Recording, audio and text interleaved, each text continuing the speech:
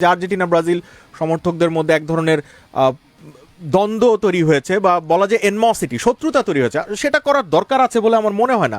হ্যাঁ, অবশ্যই আপনি আপনার প্রতিপক্ষকে, যারা আর্জেন্টিনা তারা ব্রাজিলকে, যারা ব্রাজিল তারা আর্জেন্টিনাকে ট্রল করবেন, দুষ্টামি করবেন, এটাই বিশ্বকাপের মজা।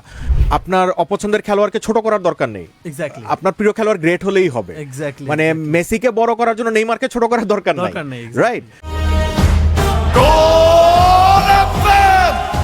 The sound of football. Goal FM. By the way, আমি কিন্তু কট্টর আর্জেন্টিনা সাপোর্টার।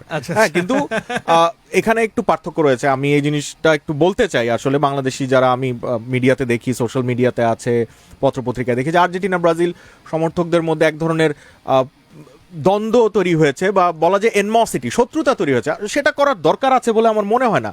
আমি আর্জেন্টিনার ফ্যান, ছোটবেলা থেকে আর্জেন্টিনা সাপোর্ট করি, কিন্তু ব্রাজিলের খেলা তো আমার অসম্ভব ভালো লাগে। ব্রাজিলের, আমি যদি এখন আর্জেন্টিনা ফ্যান হয়ে বলি যে ব্রাজিল টিম খারাপ খেলে, কিংবা ব্রাজিলের রোনাল্ডো, বা আমি একদম ছোট যখন রোমারিও, কিংবা একটু বড় হয়ে কাকার খেলা দেখেছি, রিভালডো ছিলেন, তাদের মতো গ্রেট প্লেয়ার যদি আমি বলি যে না, ওদের খেলা আমার ভালো লাগে না, তাহলে তো আমার ফুটবল বুদ্ধি নিয়ে প্রশ্ন উঠে যাবে, তাই না? আমরা আসলে, হ্যাঁ অবশ্যই আপনি আপনার প্রতিপক্ষকে, যারা আর্জেন্টিনা তারা ব্রাজিলকে, যারা ব্রাজিল তারা আর্জেন্টিনাকে ট্রল করবেন, দুষ্টামি করবেন, এটাই বিশ্বকাপের মজা।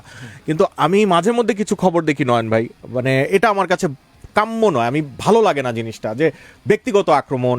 হ্যাঁ, মানে আপনার প্রিয় খেলোয়াড়কে গ্রেট হতে হলে আপনার অপছন্দের খেলোয়াড়কে ছোট করার দরকার নেই। আপনার প্রিয় খেলোয়াড় গ্রেট হলেই হবে। মানে মেসিকে বড় করার জন্য নেইমারকে ছোট করার দরকার নেই, রাইট? সো আমার মনে হয় যে নয়ন ভাই, এই কালচারটা তো আপনারা ক্লাব ফুটবলও দেখে এসেছেন, রাইট? বাংলাদেশের ক্লাব ফুটবলে, মানে এটার কারণটা কি মনে হয় আপনার কাছে? আমাদের দর্শকরা কি একটু বেশি আবেগী? না, দর্শকের কথা চিন্তা করলে অফকোর্স আমাদের বাংলাদেশের দর্শকরা একটু বেশি আবেগী, কিন্তু আমি যদি খেলার উদাহরণ দেই, সেখানে দেখবো যে আমরা যখন প্রতিপক্ষ কোনো ফাইনাল খেলি, আমি আমার ক্লাবে অনেক ফাইনাল খেলেছি এবং আমার মনে হয় যে আমি 6-7 বছরে 17টা 18টা শিরোপা জিতেছি। সো যখনই আমরা একটা কম্পিটিশন ফাইনালে বা কম্পিটিটিভ ম্যাচ জিতেছি, সেটার কিন্তু মজা বা আবেদনটাই আলাদা, এটা অন্য লেভেলের। কিন্তু যখন এমন ফাইনাল হয়েছে আমরা 4 গোলে জিতেছি, সো 3 গোল 4 গোল হওয়ার পরে সেই আমেজটা বা সেই যে ভিতর থেকে যে একটা ভালো লাগার জায়গাটা, সেটা কিন্তু অনেক কম ছিল।